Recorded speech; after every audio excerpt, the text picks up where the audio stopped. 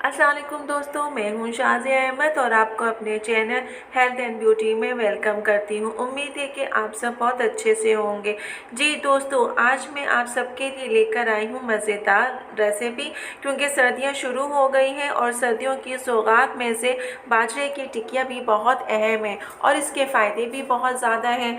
तो आज हम बनाएंगे मज़ेदार बाजरे की टिकिया और बहुत ही आसान तरीके से, और ये जल्दी भी बन जाती हैं। और सर्दियाँ शुरू हो गई हैं तो आप भी इस रेसिपी को ज़रूर ट्राई कीजिएगा। तो फिर चलें, वीडियो को मुकम्मल देखिएगा, स्किप मत कीजिएगा। तो वीडियो को स्टार्ट करते हैं।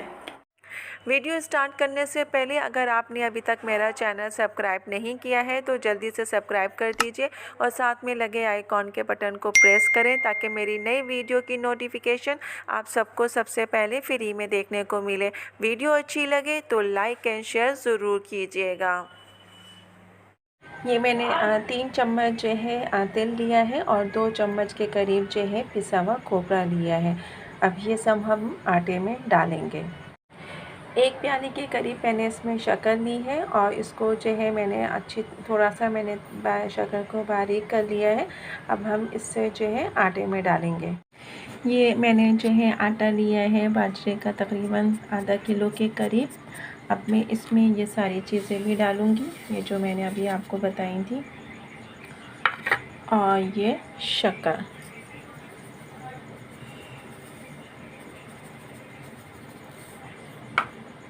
अब हम इसको पानी से गूँधेंगे। मैंने इलायची के 4-5 दाने लिए हैं, इसको मैं जो है थोड़ा सा पीस के और फिर मैं आटे में डालूँगी।